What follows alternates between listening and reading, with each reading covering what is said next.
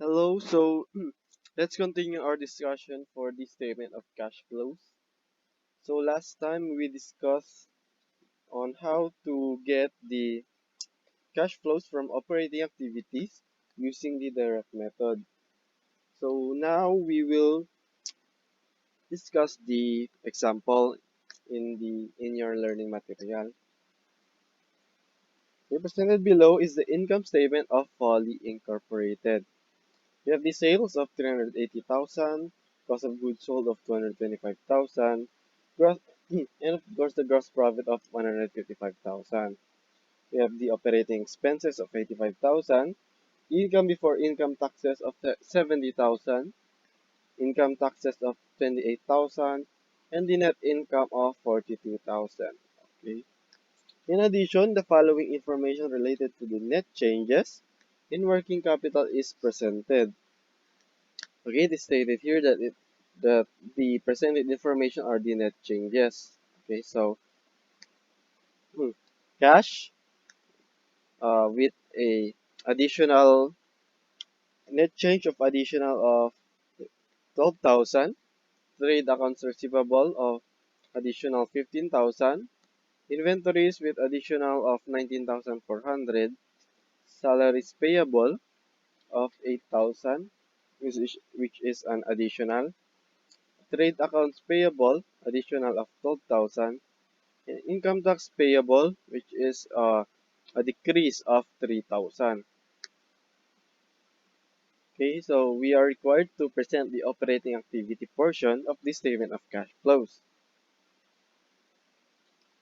We have here now the solution or the answer.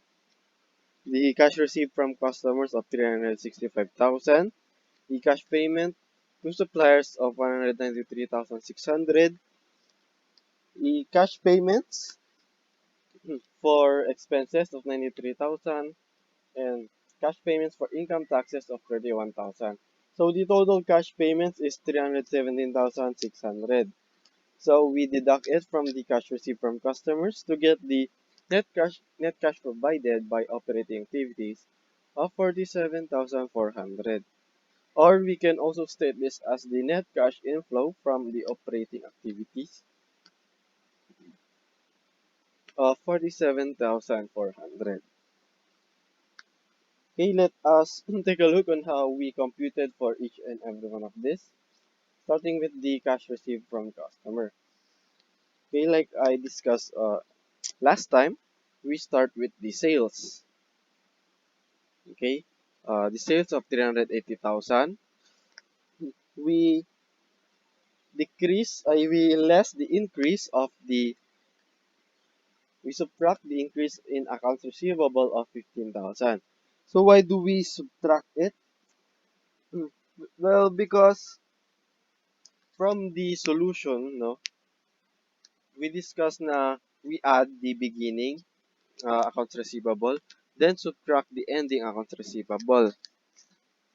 Okay, so dahil nag-increase ang accounts receivable, increase in accounts receivable, so it means that yung ending accounts receivable is bigger than the beginning accounts receivable. So we can we can substitute it for imaginary amounts kung ano yung gusto nyo. So for example, at the beginning of the year, zero yung accounts receivable. So at the end of the year, yung ending accounts receivable is 15,000 kasi nga nag-increase ng 15,000. So zero in the beginning, 15,000 in the end. So sales of 380,000 plus zero beginning accounts receivable less 15,000 ending accounts receivable. So that is the reason why we subtracted it. No? So that is 380,000 less 15,000. We get the cash received from customers of 365,000.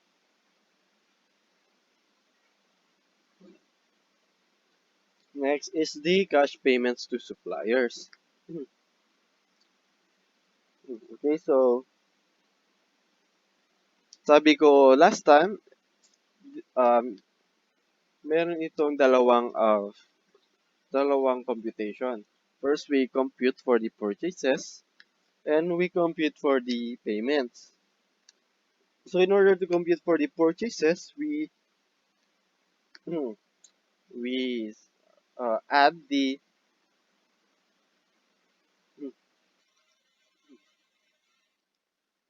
okay, sorry about that. Meron palang correction, no?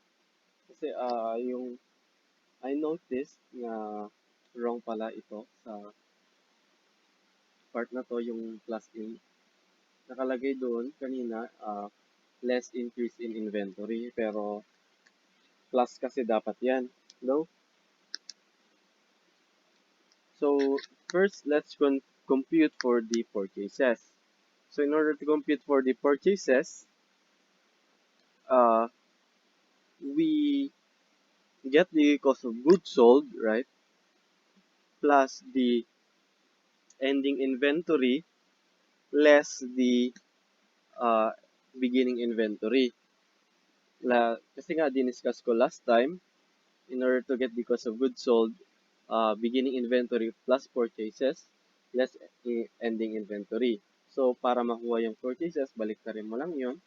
So, cost of goods sold plus ending inventory less beginning inventory is equal to purchases, right? So, like what we did in the cash received from customers, we imagine amounts para mano natin yung increase in inventory. So, increase in inventory. So, let's assume na beginning inventory is 0. So, yung ending inventory is 19,400 kasi nga nag-increase yung inventory. So, cost of goods sold of 225,000 plus the ending inventory of 19,400 less yung beginning inventory na 0. Okay, so kaya ina-add yung increase in inventory, right? So we less the increase in trade accounts payable. Okay, so pag addin mo lang itong dalawang to, makukuha mo na yung purchases, right? So that is 244,400, right?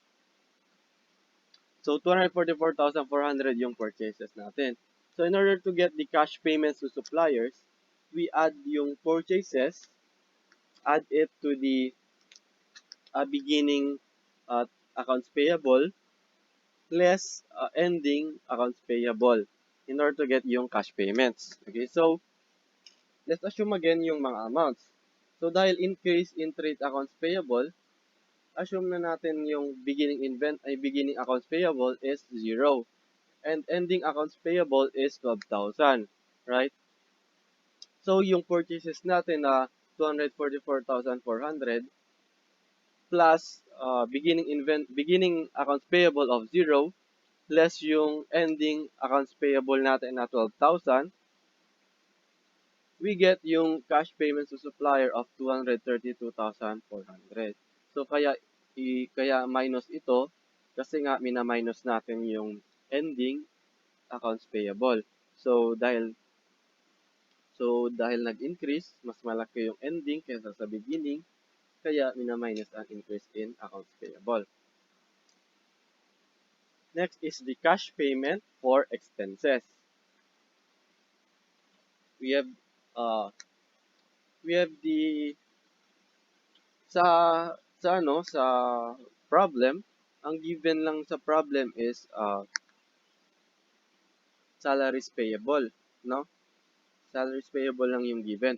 Walang nakalagay na prepaid expenses.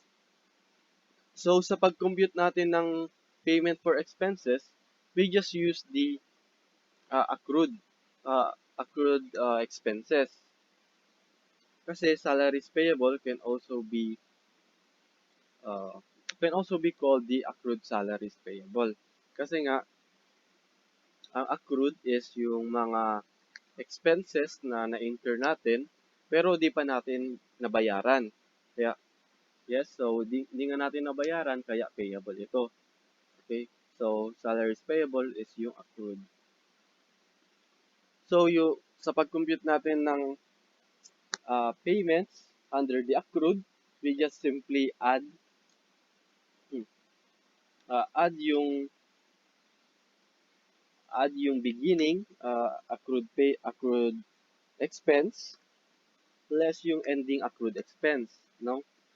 So we ca- we notice na yung accounts payable dito is a decrease. Salaries payable, decrease. Sinabi ko ba kaninang increase ito? I meant to say decrease pala. Akala ko kasi expense lang, payable pala ito. So it is a liability, right? So kung liability, increase pag nasa credit, decrease naman pag nasa debit, right? So ang asset kabaliktaran, increase pag nasa debit, decrease naman pag nasa credit. Okay? Take note on that. Baka di nyo pa alam, pero I assume na alam nyo naman kasi third year naman kayo. You took your basic accounting in your second year, di ba?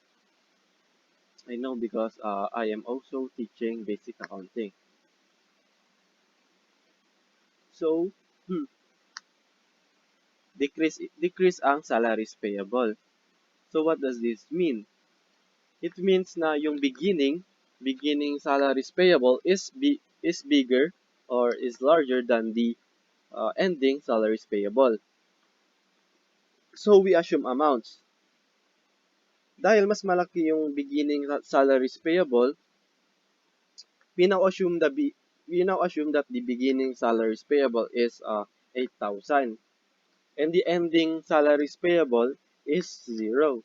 Kasi nga nag-decrease ang salaries payable from 8,000 in the beginning magiging 0 na at the end of the year. Okay, so we assume the amount. So operating expenses of 85,000, we add the beginning salaries payable of 8,000. We less the ending salaries payable of 0, and we get the cash payment for expenses of 93,000. Okay? Last is the cash payment for income taxes. So, bale, parehas lang sila ng accrued liabilities, accrued expenses. We just add yung beginning and subtract the ending, right? So, income tax expense plus beginning income tax payable less ending income tax payable or income tax expense. Okay? Uh, so, tulad ng cash payment for expenses, this is also a decrease, right? So, let's assume again amounts. Dahil decrease, mas malaki ulit yung beginning income tax expense kaysa sa ending. So, ang beginning na is 3,000 and ending is 0 kasi nga decrease. So, from 3,000 at the beginning, it decreased to 0 at the end of the year. So, income tax expense of 28,000 plus the beginning income tax expense or income tax payable of 3,000 less yung ending income tax payable of 0. So, 28,000 plus 3,000 is 31,000. So, this is the cash payment for income tax expense. So, kasi nga nabaguhan yung cash payment natin to suppliers, bago din yung net cash provided by operating activities. So, we computed for 365,000 cash received from customers less yung cash payment to supplier na 232,400 less again yung cash payment for expenses 93,000 and cash payment for income taxes of 31,000. So, all in all, the total cash payments is 356,400 and the net cash provided or yung net cash inflow from operating activities is 8,600. So this is how you compute for the operating activities using the direct method. Okay? So direct method, isa-isahin mo from cost ay yung na-receive mong cash at yung mga binayaran mo from the supplier ay to the suppliers for the expenses and for the for the taxes, right? So we have another method in computing for the operating activities. It is the indirect method. Like I told you last time that yung mga operating activities affects the net income now. So hence it also affects the income statement. Kasi nga dun income statement natin dino-compute yung net income. So most items used in operating activities are found in the income statement. The indirect method of presenting starts with the net income or net loss. We begin with the net income or net loss. Okay? Kung ano man yung binigay na net income or net loss, ito yung unahin natin. And we remove the effects of the items that doesn't affect cash. So, like I said last time, operating activities involves the net income. But not every item in the net income affects cash. So, those that doesn't affect cash, we remove it from the net income or net loss. Okay, so also, aside from removing the items that doesn't affect cash, we also add the decrease in current assets or deduct the increase in the current assets. Alright, so all of this is uh, except cash, so we exclude the cash. So why do we add the decrease in current assets? So kung magdi-decrease ang current assets natin, we assume na ibebenta natin, no? So, we assume na may ibebenta ito. So, dahil may ibebenta, it is an uh, additional cash ito. So, we add it. Kasi nga additional cash kapag nag-decrease ang current assets. Pero kung nag-decrease naman, ay kung nag-increase naman ang current assets, we assume na bumibili tayo. So, kapag bumibili tayo, we pay cash, right? So, dahil nagbabayad tayo ng pera, we deduct it.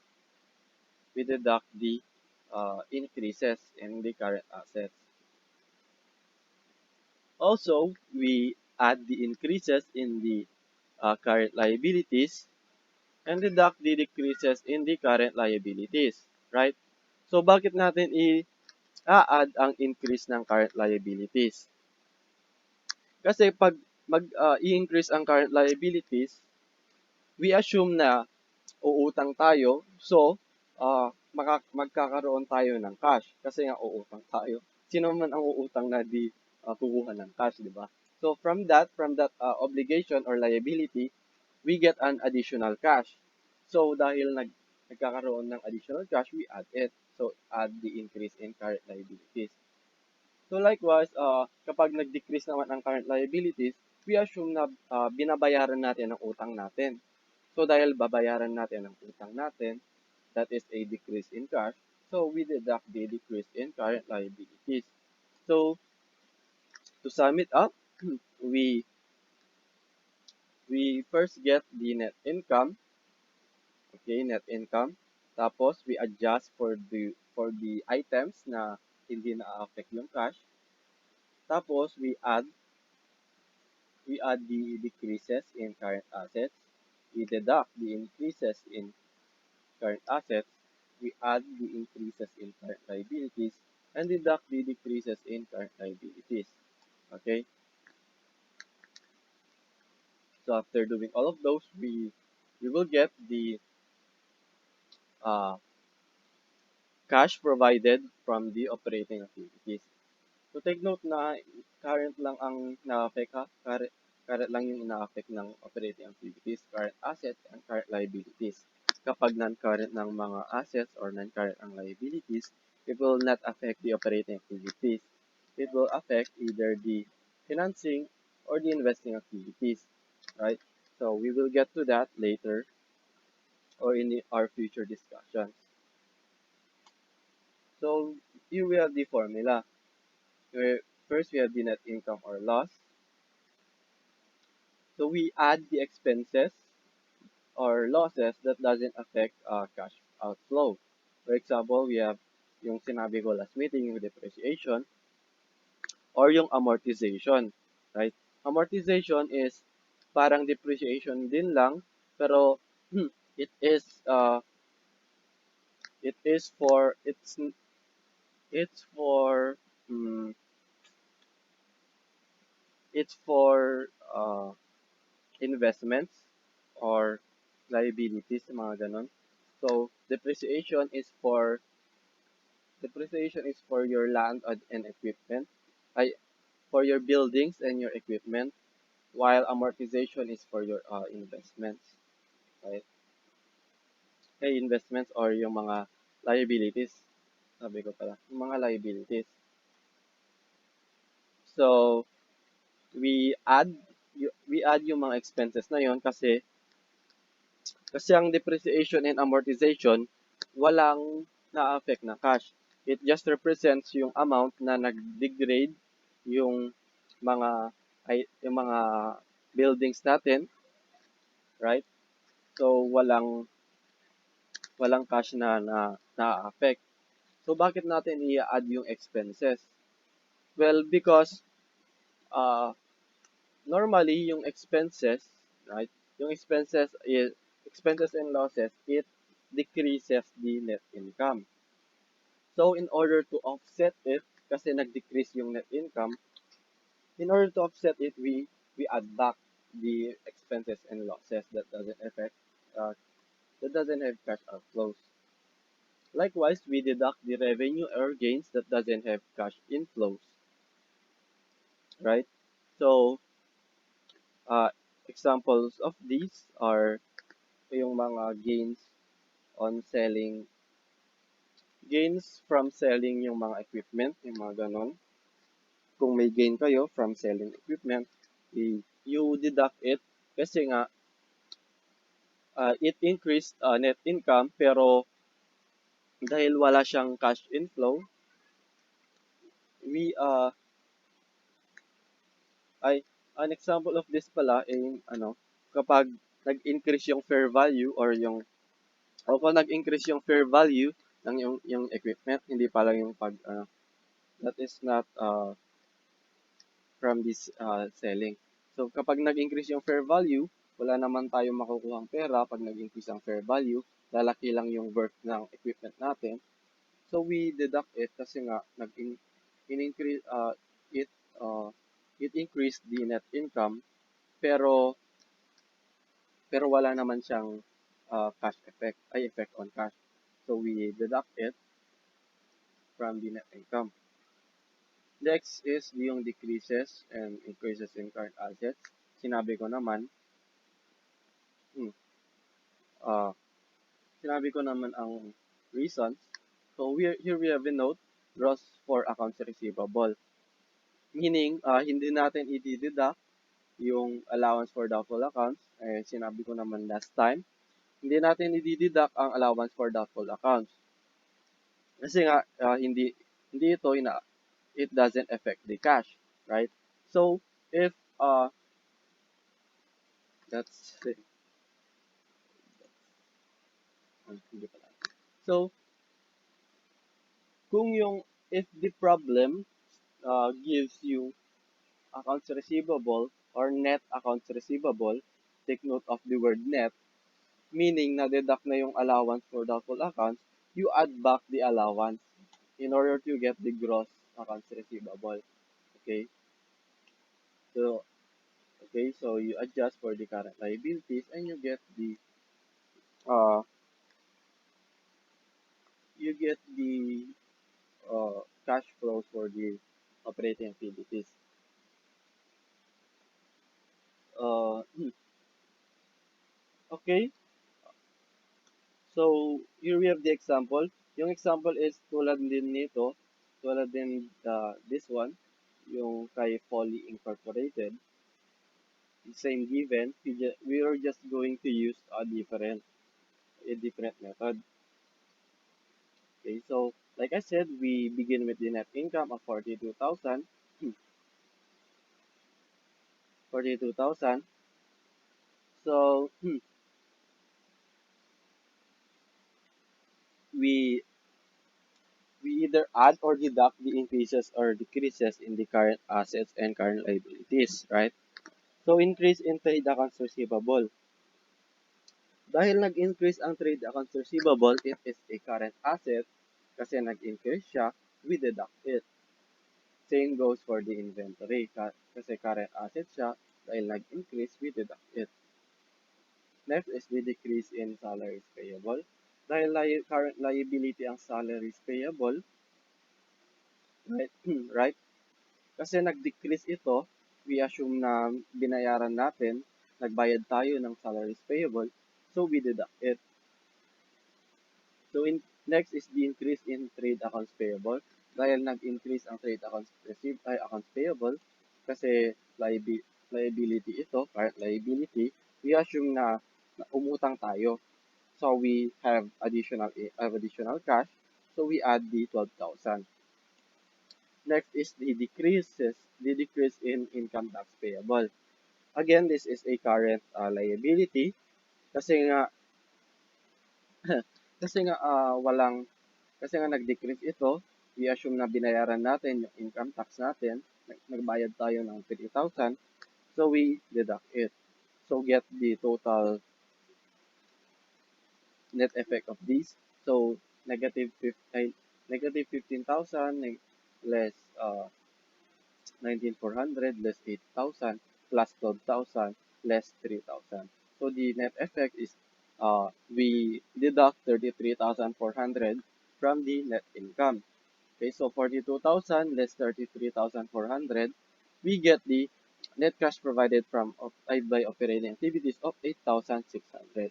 So take note na yung na-compute natin for the indirect method of 8,600 is the same as the one we got if we use the direct method. Also take note na wala yung adjustments para sa uh, para sa net income, yung mga expenses or losses na doesn't affect cash outflow kasi nga walang nai-provide yung problem. Pero kung merong nai-provide yung problem, we adjust it, okay? Uh, so, direct or indirect method. Direct method is preferred by layman because mas madali itong i-interpret or it is easier to understand. Kasi nga, in the direct method, we go back to the direct method, nandito na na-separate na lahat. So, alam na natin kung ilan yung na-receive natin from customers, alam natin kung ilan yung binayaran natin. So, madaling maintindihan. While yung indirect method is kung hindi mo alam kung anong ibig sabihin ng mga ito, you will get confused, right? So, it is preferred by the layman. Pero, indirect method are usually used for the reconciliation. Or it becomes impossible to prepare the direct method. Kasi nga, ang direct method kasi, kailangan mo ng uh, maraming information. You have to know the specific amount of yung beginning amounts, yung ending amounts, yung mga ganon. While yung indirect method, pwede mong i-compute, uh, mas madali mong i-compute kasi you just you just adjust from the net income. While if yung direct method, yeah, iisa-isahin mo pa. So it is more hassle-some, mas hassle ang paggawa ng direct method. Okay, so that will be all for today. Next meeting, we will be discussing the investing activities, the financing activities. So So, yun na yun. That, so, we are just from discussing the operating activities, we already halfway done. Medyo madali na itong investing and financing kasi hindi na sila masyadong hindi masyadong marami ang ang items. Hindi katulad ng hindi katulad ng ng operating na merong specific na formulas. Okay, so that will be all for today, class. Thank you for listening. See you next time. Bye.